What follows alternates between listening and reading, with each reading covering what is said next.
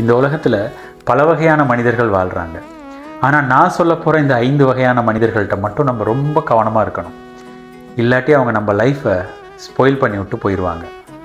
முதலாவது கேட்டகரி தான் the user. அதாவது உங்களை பாவிக்கிறவங்க, உங்களை பயன்படுத்துகிறவங்க. அவங்க உங்களை பயன்படுத்திட்டு காரியம் முடிஞ்சோன்னே போய் சேர்ந்துருவாங்க. அவங்க உங்களை லவ் பண்ணுறதே உங்களை யூஸ் பண்ணுறதுக்காக தான். நீங்கள் லவ்னு நினச்சி மாட்டிடுவீங்க. கடைசியில் உங்களோட லைஃப்பை நீங்கள் ஸ்பாயில் பண்ணிடுவீங்க. அதனால் ரொம்ப கவனமாக இருங்க இவங்ககிட்ட. அடுத்த கூட்டம் தாங்க இந்த குறை சொல்கிறவங்க. எப்பயுமே கம்ப்ளைண்ட் பண்ணிக்கிட்டு தான் இருப்பாங்க.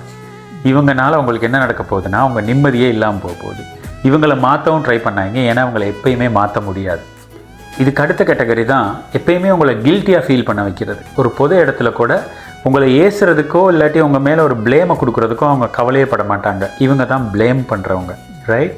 ஸோ இவங்க எப்பயுமே எப்படா அவங்க மேலே குறை கண்டுபிடிச்சி உங்களை ஏசலாம் அப்படிங்கிற நோக்கத்தோடே தான் வருவாங்க. ஆனால் எந்த விதமான பொறுப்பையும் எடுத்துக்க மாட்டாங்க. அப்போ முழு ப்ளேமும் உங்களுக்கு தான் வந்து சேரும். ஸோ இவங்க மாதிரி ஆட்களோட வேலை செய்யும் பொழுது நீங்கள் உங்களை ரொம்ப கவனமாக பார்க்க. 4வது கேட்டகரி வந்து உங்களோட போட்டி போடுறவங்க. இவங்களுக்கு நீங்கள் அவங்க அளவுக்கு செய்கிறத பற்றி எந்த பிரச்சனையுமே இல்லை. என்ன ஒரே ஒரு பிரச்சனை, அவங்கள விட நீங்கள் கூட செஞ்சிடக்கூடாதுன்னு தான். அவங்க அளவுக்கு செய்யும் வரையும் உங்களை பாராட்டுவாங்க, நல்லோன்னு சொல்லுவாங்க.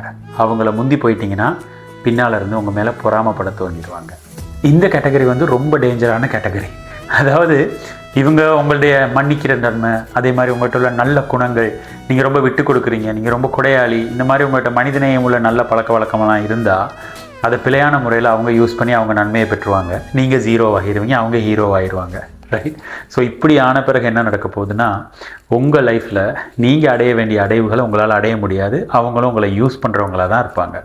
இதில் என்ன பிரச்சனைனா, அவங்க இருக்க வரையும் அவங்க யாருங்கிறது எங்களுக்கு புரியாது. அவங்க எங்களை விட்டு விலகுன்னு போகிற பிறகு தான் எங்களுக்கு சில நன்மைகள் கிடைக்கும் பொழுது, அந்த பெனிஃபிட்டெல்லாம் எங்களுக்கு கிடைக்கும் பொழுது தான் எங்களுக்கு தோணும், அடே இவ்வளோ நாள் இதெல்லாம் வேறு மாதிரி நடந்திருக்கு அப்படின்னு சொல்லிட்டு. ஸோ இவங்களோடையும் ரொம்ப கவனமாக இருங்க.